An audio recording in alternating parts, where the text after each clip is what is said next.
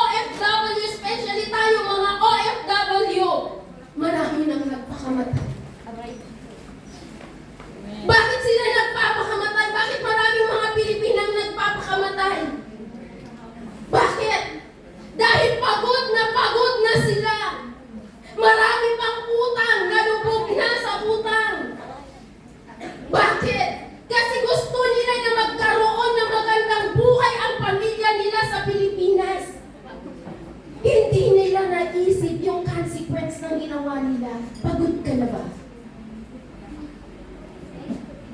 Hallelujah. Yes, napapagod tayo. Then ako mismo napapagod. Ang iba, naiisip po nila, pag may nakasalubong ka, hindi mo alam yung pinagdadaanan niya, kapatid. Hindi mo alam, nakangiti siya panlabas, pero deep inside, umiiyak siya. May mga time na pag pumasok tayo sa church, kilala mo siya na matapang. Kilala mo siya.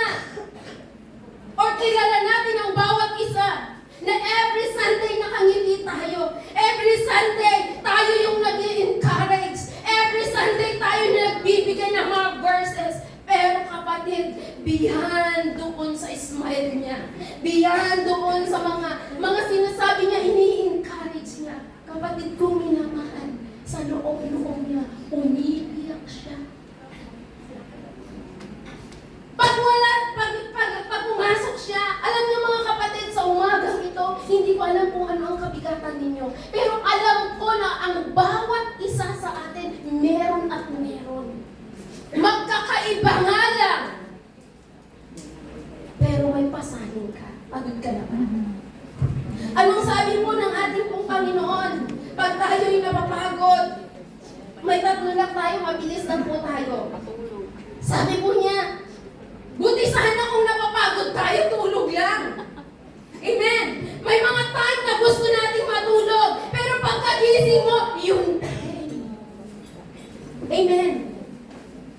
Pag may nakakasalamuha tayo, may nakakausap tayo, na nag-share sa atin ng Word of God, o nag-share sa atin na ganito yung problema ko. Minsan nasasabi mo na lang sa sarili mo, encourage na lang ba ako? Tagapayo na lang ba ako? Ina-absorb ko na lang ba yung problema niya? Lord, napapagod din ako. Diba? Nasasabi natin sa ating mga buhay yan. Sino hindi nagsasabi? Lalo na pag may sakit tayo. Ang buhay OFW ay napakahirap. Pag may sakit tayo, diba? Gustong-gusto na nating umuwi para pag nasa bahay tayo kasi namimiss natin yung aalagaan tayo pag may sakit tayo. Mostly ngayon nakakaramdam ng sakit karamdaman. Na pag yung may sakit ka, pag yung may nararamdaman ka, nandun si inay. Nandun yung asawa mo. Nandun yung mga anak mo.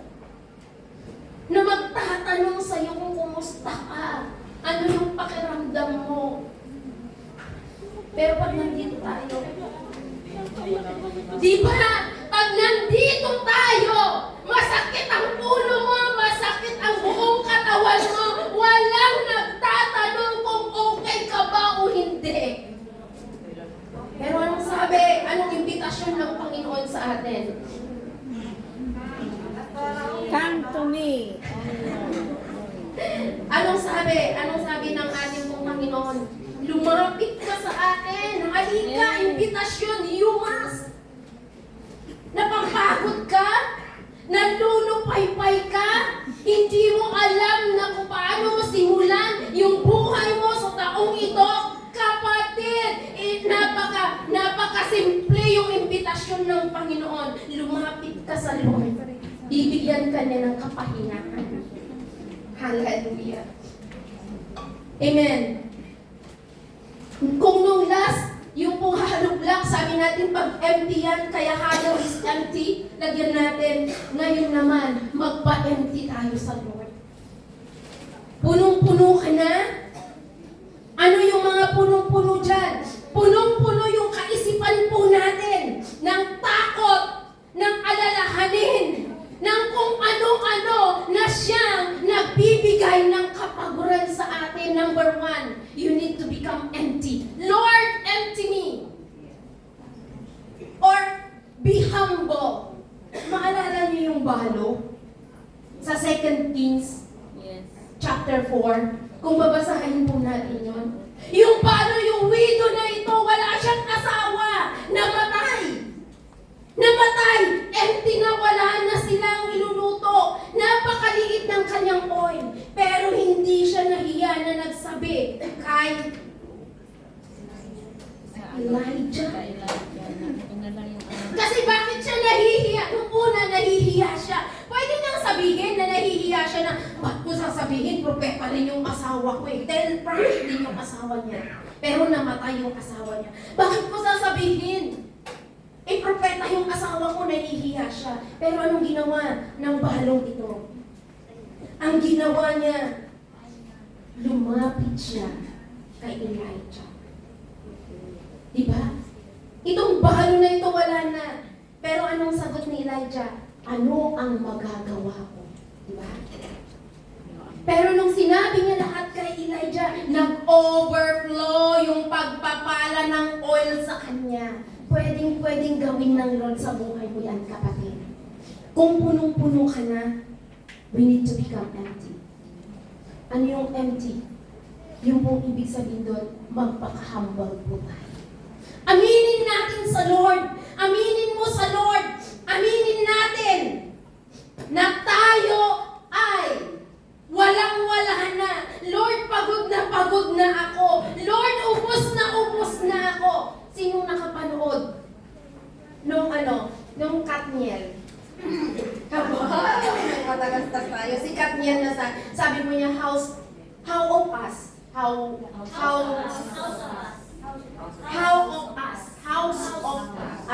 Hindi yung house na bahay. H-O-W-S. Apostrophe. House of Us. Sino nakapanood po doon?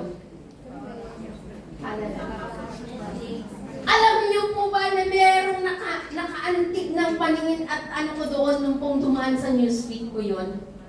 Na nung birthday ni George doon, si Primo at saka si George nung birthday ni George doon, late na naman si Primo. Yung para bang feeling ni George doon is wala siya. Alam niyo po ba ang nabanggit ni Catherine Bernardo doon?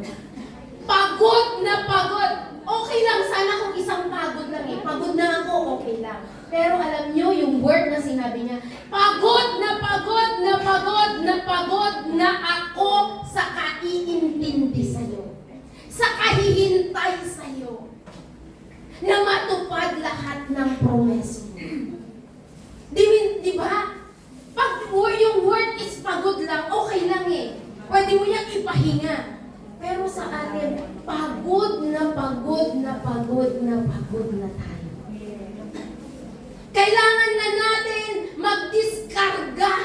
Kailangan na natin maging empty yung ating pong isipan, yung ating pong puso na matanggal yung mga nagkukos ng pagod natin. Be humble to the Lord. Aminin mo sa Lord. Hindi man masabi sa ating mga kapwa Kristiyano or hindi mo man masabi sa kaibigan mo, sa mga anak mo, yung mga dinadala mo dahil gusto mo pag nakita ka nila, okay ka, kapatid, mag-discharge ka sa Lord.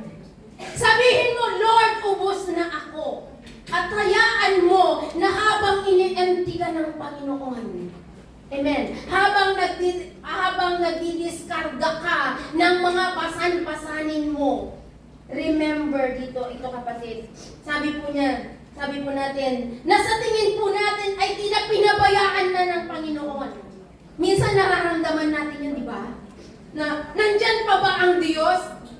Dahil ang sitwasyon na meron ka ngayon ay batid ng Diyos. Amen. Pag empty ka, pag gusto mong i-empty ka ng Lord, alam ng Lord yung sitwasyon mo. Hindi bulag ang Panginoon. Hindi namimili ang Panginoon ng titignan lang. Kundi pag tumingin ang Panginoon, lahat sa klaw ng Lord nakatingin sa ating lahat.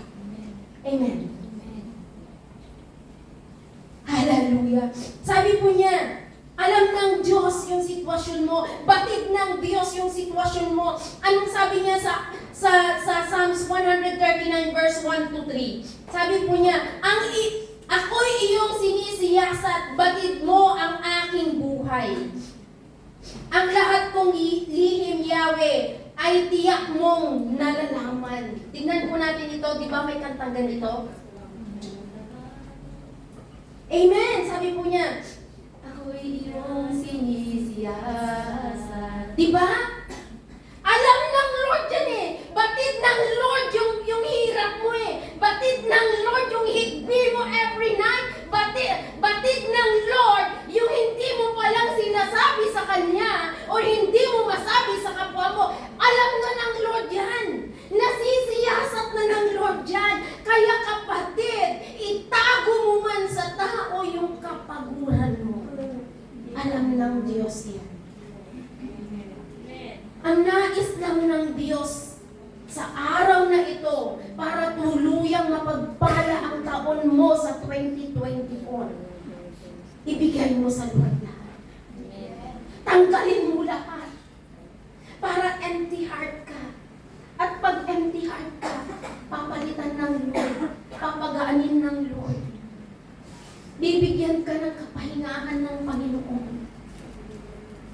Sabi ko nga yung footprints on the sand. How many times na in-example ko na dito. Akala natin isang footprint na lang. Pero pala, buhat-buhat na tayo ng Panginoon.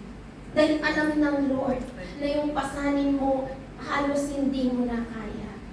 Alam ng Lord na punong-puno ka na. Alam ng Lord na bigat ka na. Alam ng Lord na pagod ka na. Na dahil sa pagod mo, hindi mo na nagawa, manalangin sa Kanya. Napaghiga mo pa lang ng kama, nakatulog ka na, or ang iba, hindi makatulog sa pagod maghapon. Diba? Ganon po tayo. Sabi po ng Panginoon, doon sabi pa po niya, sabi po niya, ang lahat ng gawin ko sa iyo ay hindi lingid. Diba? Lahat walang lingid sa Panginoon doon sa 139 ng Psalms 123. Walang lingid yan. Paggabi, pag nakikita ka namin ng Sunday, pag nakikita natin ang bawat isa, I salute one of our church leaders po. Honestly speaking, nung una parang ano ako. Pero nung nalaman ko yung kabigatan niya, nalaman ko kung anong sitwasyon niya, kapatid kong minamahal, doon nag-umpisa na nilagay ng Lord sa puso ko. Dapat natin intindihin siya. Na dapat natin mahalin siya. Na dapat tayong magmahalan. Na dapat tayong encourage one another. Bakit? Huwag na tayong mabigat sa bawat isa sa atin. Kung alam mo na hindi ka na makakagaan sa Kanya, huwag ka nang dumagdag pa. Amen. Kasi may mga pagkakataon na pag nalaman mo, amen, na si ganito, sorry for the word, 2024, pero nais ng Lord na buksan natin ang puso natin. Pag nalaman mo na si ganito, alam niyo kung bakit sila nahihiya at ayaw mag-open sa bawat isa or hindi ayaw mag-open yung kapatid natin na ito or ayaw mag-open ng bawat isa sa atin. Bakit? Natatakot sila at nahihiya sila. Bakit? Lalaganap yun. Kasi pagkasabi pa lang sa'yo, pagka-open sa'yo, nandoon na. Kung baga, row 1, row 2, row 3. Nanggaling sa row 1, napunta sa row 3, nandun na sa pinaka-end, yung sinabi ng row 1. Kapatid kong minamahal, pag pinagsinabi po sa atin yung kanyang kabigatan, o sinabi niya sa inyo, sinabi sa akin, huwag na natin, alam niyo yung purpose nun, ipanalangin mo siya. Kung hindi ka kagaanan, wala kang magawa sa sitwasyon niya, huwag ka nang kadagdagan. Huwag mo nang dagdagan yung bigat niya.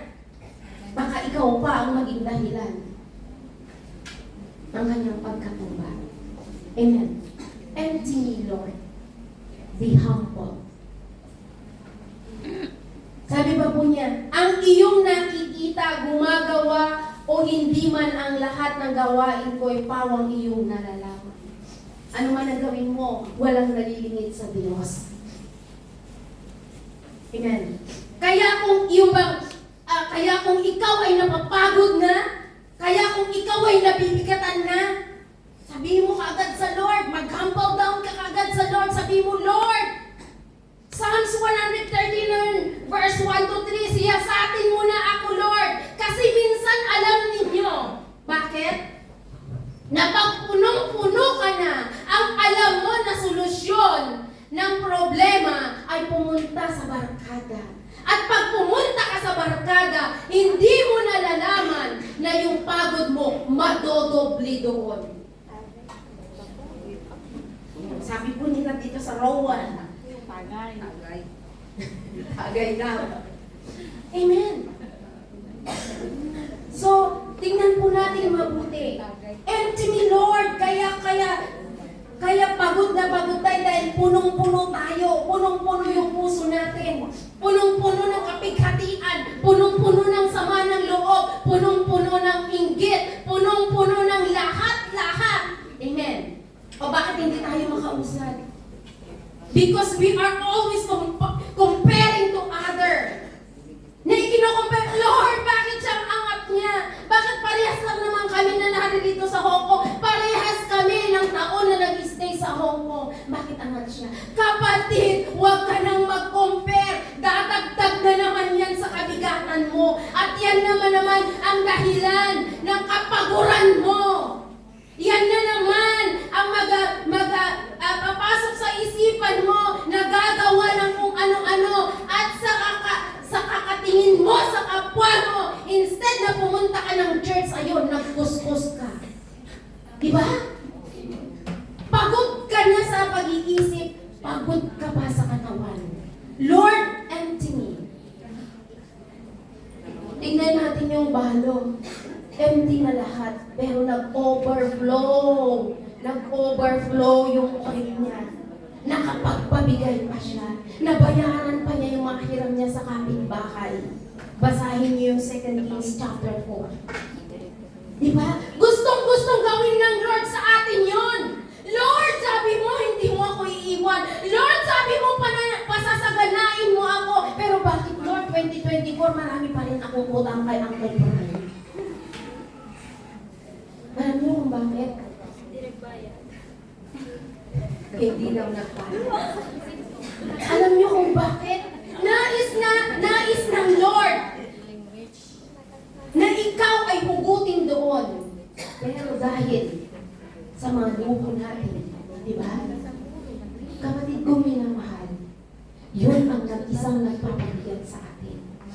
Yun ang isang nagbibigay ng pagod sa atin. Pagod na tayo sa pag-iisip. Pagod na pa rin tayo sa bulsa. Pagod na yung puso natin sa kaiisip, sa kung anumang bagay na dapat sana hindi natin iniisip. Kasi ginawa na ng Lord eh. Diba? Naniniwala po ba kayo na ginawa na ng Lord yan? Na pagtagumpayan na ng Diyos yan? Amen. Sabi niya dun sa krus ng Kalbaryo, it is finished. Before siya nalagutan ng hininga, anong magiging sinigaw niya? Hindi lang niya sinabing, but it is finished. Yan, nalagutan na siya ng hininga. No! Ang ginawa ng Panginoon, it is finished! Sabi niya, napagtagumpayan ko na mga anak yan. Ang gawin nyo na lamang be humble. Mag-humble down kayo sa Lord. Pag nag-humble down na tayo sa Panginoon, at habang nag-humble down tayo, may ginagawa ang Lord. Lord, empty me. Palitan mo yung nasa puso ko. Palitan mo, pagaanin mo yung lahat ng iniisip ko upang sa ganun sa taong 2024. Gusto ko ng mapayapang buhay, masaganang buhay, masayang buhay. Diba? Yun naman ang nais natin. Amen. Amen. Minsan kasi sa atin, alalang-alala tayo at balisang-balisa tayo sa kalagayan at pangangailangan ng mga mahal natin sa buhay sa Pilipinas. Ano po ang sabi po niya? Ano po ang sabi po niya sa Mateo 6:26? Masdan ninyo mga ibon, Hindi sila nagtatanim ni umaaniman o kaya'y nagtitipon sa kamalig. Ngunit pinapakain sila ng Ama na nasa langit. Hindi ba't higit kayong mahalaga kaysa sa ibon? Always remember, yan lang naman tayo nababalis eh. Yan lang naman ang nagpapabigat sa atin eh. Yung mga iniwan natin sa Pilipinas. Pero hawakan natin. Humanap kayo, nasabi ko nga nung last Sunday, humanap kayo ng verse na hahawakan nyo ng isang taon. At paniwalaan nyo na gagawin ng Lord yun. Amen. Tingnan po natin dito. Kasi kaya tayo napapagod, kaya tayo sobrang pagod na. Iniisip natin, balisang-balisa tayo doon sa mga iniwan natin sa Pilipinas. Amen. Hawakan mo yung Mateo 6:26. Ang mga ibon hindi nagtatanim, hindi umaani pero pinapakain ng Diyos ang mga nasa sa langit. Ikaw na napaka-precious mo. Ikaw na dinumihan niya ang kanyang kamay para lang ikaw ay magawa, para lang ikaw ay malikha niya. Always remember na He will provide all your needs. Amen. Hallelujah. So, ang gawin lang po natin, be humble. Amen. At magpaka-empty tayo sa Panginoon. At habang ginagawa po niya, tinatanggal niya lahat yung kapaguran natin, tinatanggal niya lahat yung mga excess baggage natin, tinatanggal niya yung mga nakalagay na backpack na nagpapabigat sa atin. Number 2, ang sabi po ng Panginoon, be repentant. Or sabi niya, clean me, Lord. Sabi niya, empty me, Lord. Ama, ubusin mo na lahat. Ubusin mo na lahat. Pero anong sabi po niya dito sa clean me, Lord?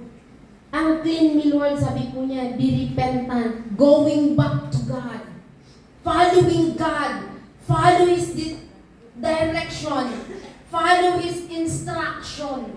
Ito yung clean me, Lord. At habang nagpapalinis tayo sa Panginoon, at habang nililinis tayo ng Panginoon, be repentant. Kung ano man po yung nagawa nating mga kasalanan, kung ano man po yung ating pong nagawa na siyang nagpapagod sa atin, na hindi kaaya-aya sa Panginoon, bagbalik tayo sa Lord.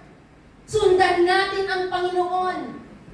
Sundan natin yung instruction na sinasabi niya sa atin. Sundan natin yung direction na sinasabi niya sa atin. Huwag tayong nakafocus sa problema. Huwag nating titigan yung problema. Sapagkat yung problema, pag tinitigan mo yan, inisip mo yan, ilagay mo sa puso yan, hindi mababago yan. Pero pag ikaw ay lumapit sa Panginoon, ikaw ay nagpalinis sa Lord, ikaw ay sinundan mo yung direksyon na nais ng Panginoon at yung instruction ng Panginoon, kapatid kong minamahal, ang problema na yan matatapos. Amen.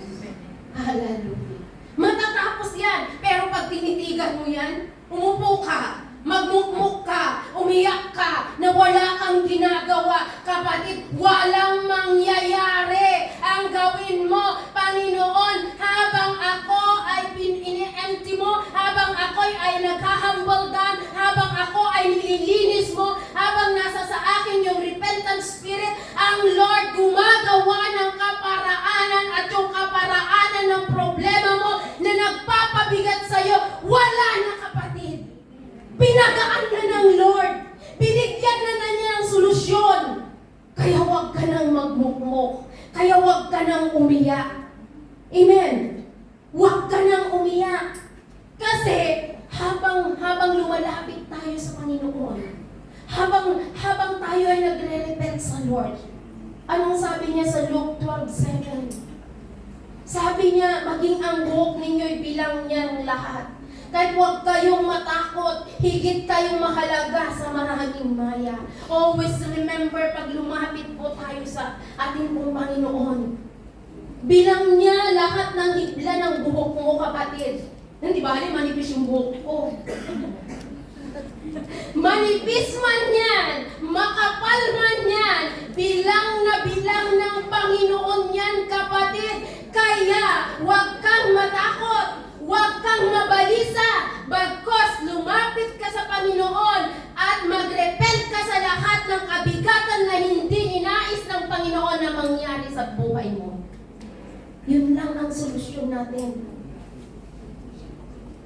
Kasi kung bakit tayo nabibigatan, kung bakit pagod na tayo, hindi tayo nagre-repent eh. Hindi tayo lumalapit sa Kanya eh. Hindi tayo nagpapalinis sa Lord eh. Bagkus ginagawa natin kung ano yung alam nating tama. Pag sinabi ng Lord na dito ka, dito ako. Pinipilit mo kung anong gusto mo.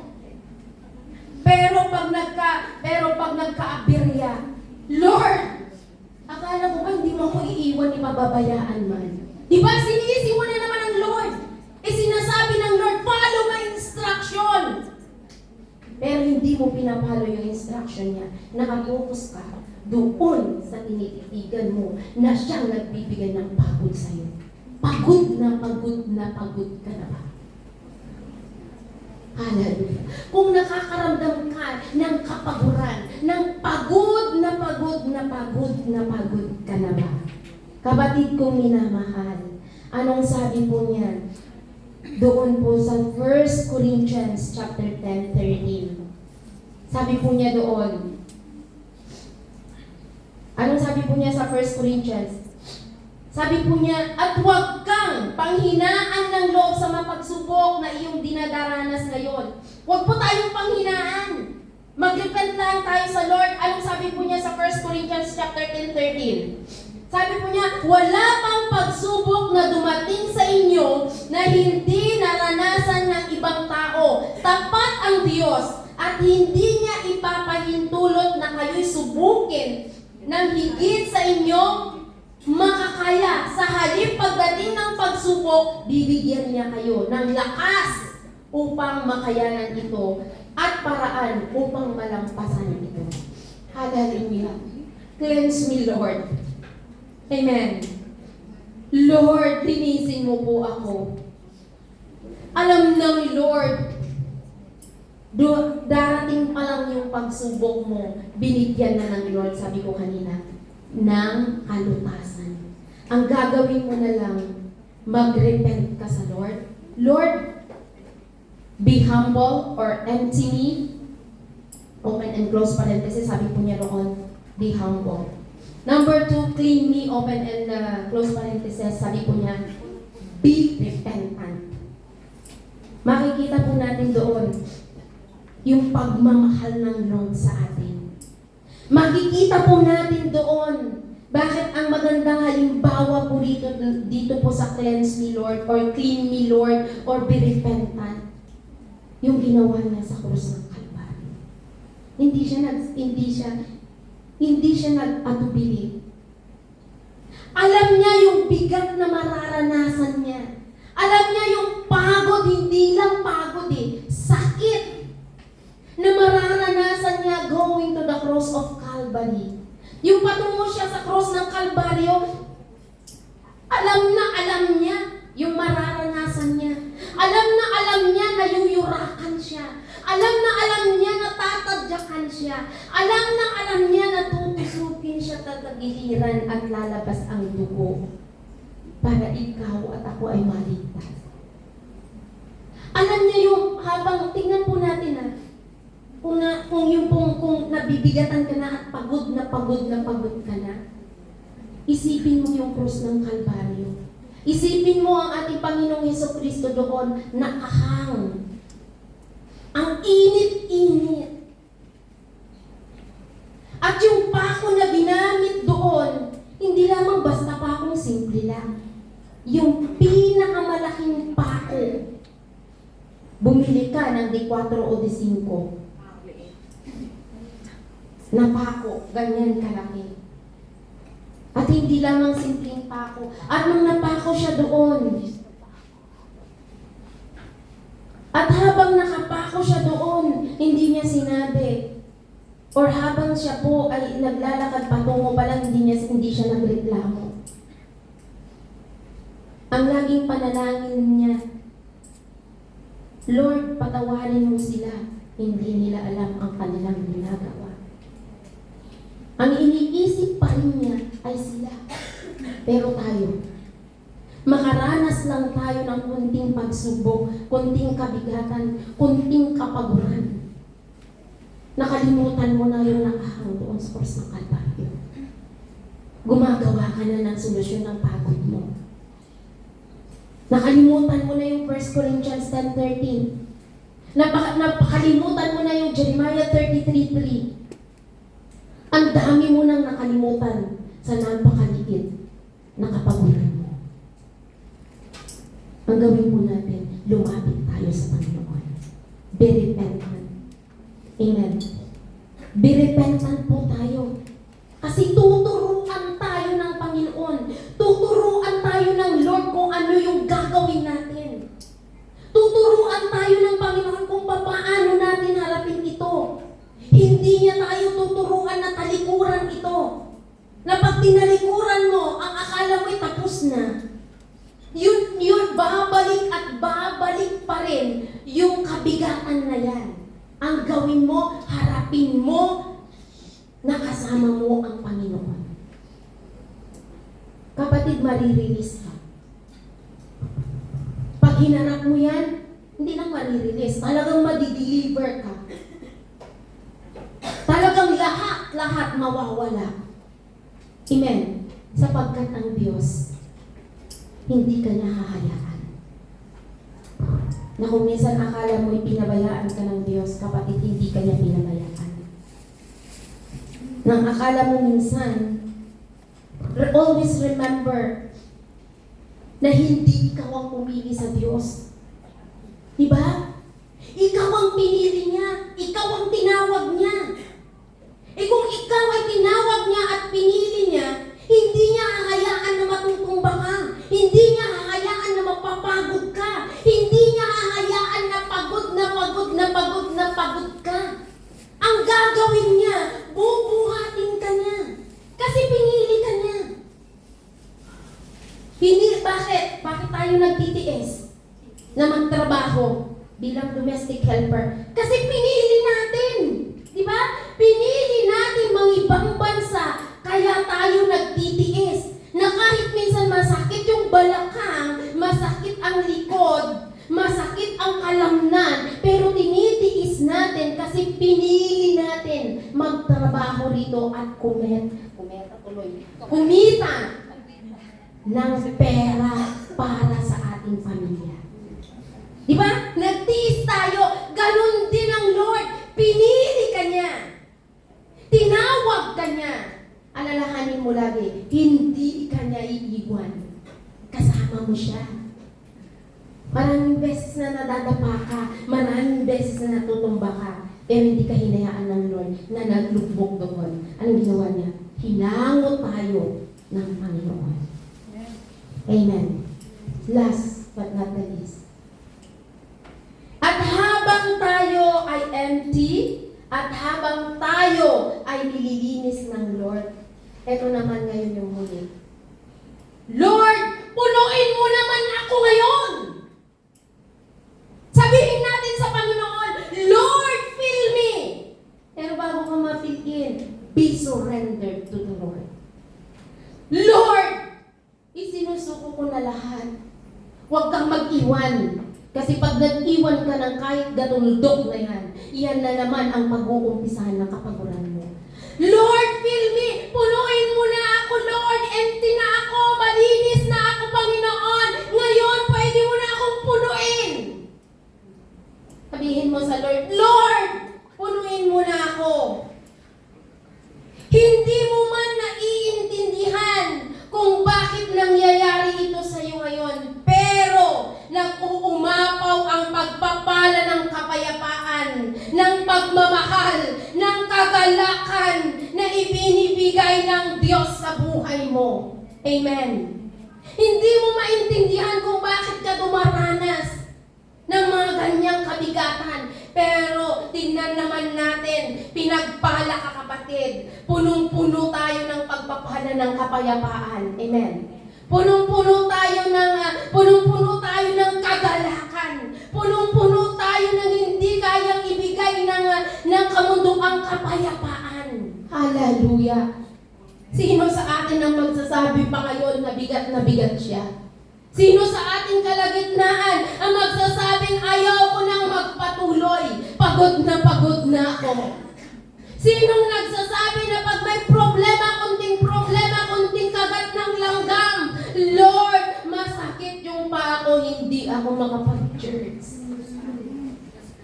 Lord, sabihin po natin, paano tayo ipipil ng Lord kung wala tayo at hindi tayo nagsosurrender sa Kanya? Kapatid kong minamahal, lagi kong sinasabi, offer what you have to God. Amen. Ipag sinurrender mo sa Kanya ang lahat, i-offer mo naman sa Kanya ang lahat sa'yo.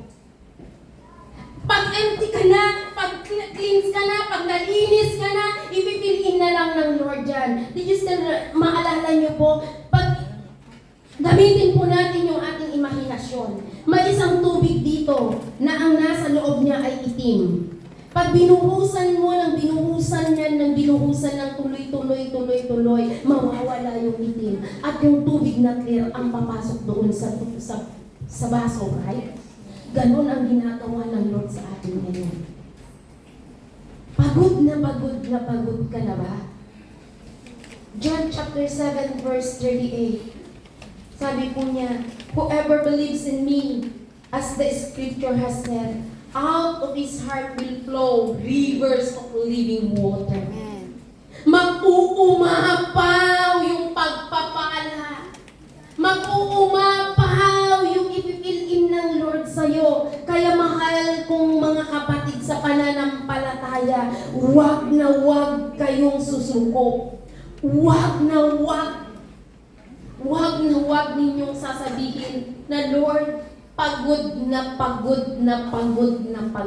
ako at gusto ko nang sumuko. Pwede kang magpahinga. Huwag ka lang mawala sa Diyos. Pwede kang umupo. Pwede kang manalangin. Pwede kang umiyak sa Lord. Pwede kang lumuhod sa Lord. Yung mag-isa ka lang, napakagandang manalangin pag madaling araw. Bakit ka mo? Doon mo masasabi ang lahat. Doon mo sasabihin, Lord, pagod na ako. Lord, halos ayaw ko nang tumayo. Lord, parang gusto ko na lang na, kasi Sunday lang naman, Lord, yung pahinga namin eh. Minsan nagtatalo pa yung isipan mo dahil sa pagod mo. So, tama daw. Yes, totoo yun. Dahil naranasan ko yan. Nasabi ko nga minsan, pagod na ako, parang gusto ko na umuwi. Pagod na rin ako. Sabi ko. Pero alam nyo, nung habang ginagawa ko ito, ipinaalala ng Lord, how precious we are sa harapan ng Panginoon. Kaya kung ikaw ay napapagod, at gusto mo nang sumuko, lalo na't napakalayo mo sa mahal mo sa buhay, kapatid kong minamahal, laban lang. Isipin mo may goal ka pa. Isipin mo yung mga umaasa sa'yo. Isipin mo na makakatapos pa yung mga anak mo. Isipin mo na may magulang ka pa na umiinom ng gamot. Isipin mo na may asawa ka pa na nais mo na bigyan ng magandang bahay, magandang buhay. Amen.